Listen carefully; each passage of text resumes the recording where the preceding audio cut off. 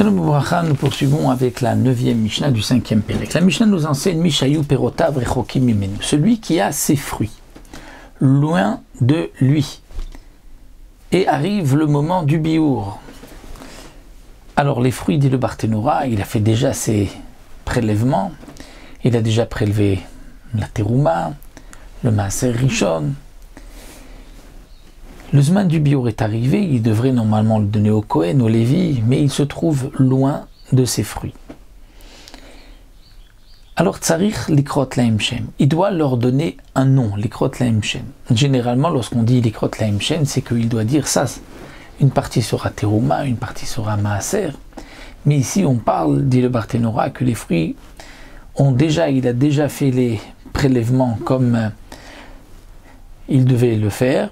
Et ici, il doit juste donner un propriétaire, il doit donner la terouma à un Kohen et le maaser à un Lévi. Donc il devra faire en sorte de faire un kinyan, donc de permettre à un Kohen de devenir propriétaire de sa récolte, de la partie qui lui revient, et de même pour le Lévi. La Mishnah va entre autres nous expliquer à travers l'histoire de Rabban Gamliel comment on procède. Maaseh Rabban Gamliel vazekenim, c'était le cas de Rabban Gamliel et des sages, Ayubaim Basfina, qui étaient en bateau. Et Rabban Gamliel avait chez lui des fruits, lesquels il n'avait pas prélevé les prélèvements nécessaires, et le moment du biour était aussi arrivé. Alors Rabban Gamliel a dit, Isur Shani Atid Lamod Naton Yoshua Mekomo Muskarlo. Rabbi Yoshua était un Lévi.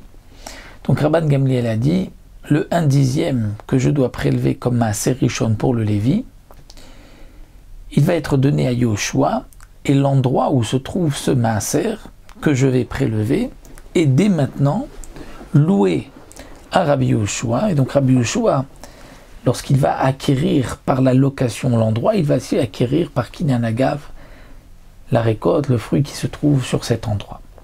Le Barthénora nous précise que Rabban Gamliel n'avait pas besoin de prélever la trouma gdola, parce que la trouma gdola se prélève de toutes les manières lorsque la récolte est encore dans le goren, c'est-à-dire avant même de rentrer dans la maison. Dans le goren, nous dit la Braïta, on n'enlève pas de goren avant d'avoir prélevé la trouma gdola.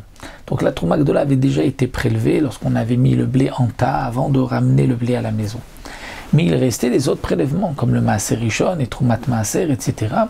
Donc Rabban Gamliel a dit, le 1/10 de ce que je vais par la suite donc mesurer, mettre dans un récipient et que je vais nommer maaser rishon, il l'est donné dès maintenant donc à Rabbi Yoshua.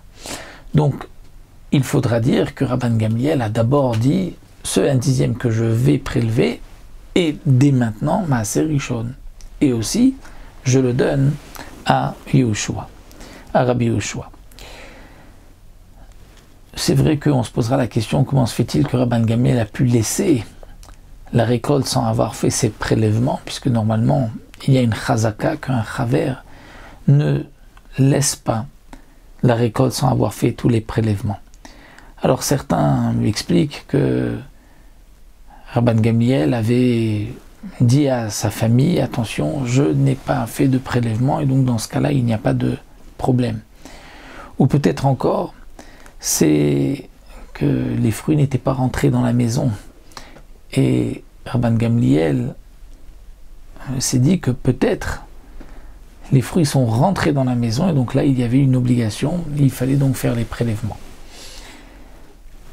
La Mishnah continue, Isur Acher, un deuxième, donc une autre fois un 10e encore, Shani Atid Lamod, que je vais prélever, que je vais mesurer, donc prélever, Naton le Akiva ben Yosef. Il va donc d'abord dire c'est maaser ani, puisqu'il s'agissait ici d'une année où le maaser sheni devient maaser ani, donc il est donné aux pauvres.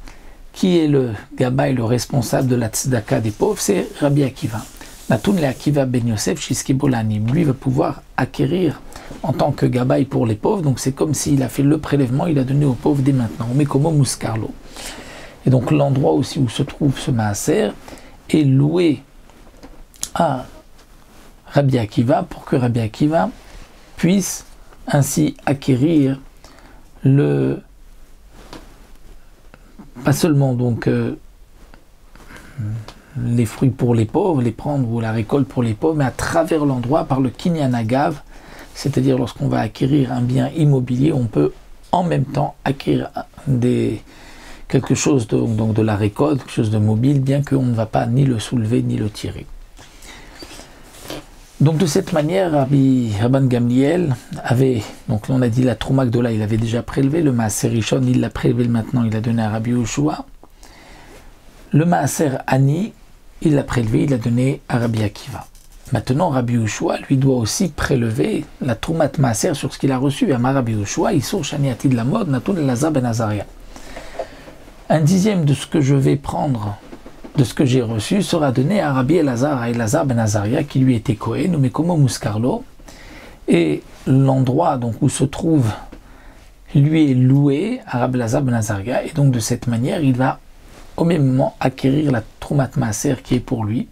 Donc il faudra dire qu'ils ont reçu l'un de l'autre donc un peu d'argent pour la location de l'endroit. Donc Rabban Gamliel a reçu de Rabbi Yehoshua une pièce comme location de l'endroit et aussi de Rabbi Akiva, et ensuite Rabbi Yehoshua lui a reçu de Rabbi Elazar ben Azaria, et donc de cette manière ils ont pu acquérir la location de l'endroit et au même moment la récolte qui se trouvait au même endroit. Donc ça c'est le moyen pour pouvoir, même si on est loin, prélever et donner acquis de droit aux Lévi'im, aux Kohanim, aux pauvres, afin donc de ne pas transgresser ce moment important du biour où on doit tout sortir et tout donner, à qui on doit donner, comme nous l'avons vu dans les Mishnayot précédentes.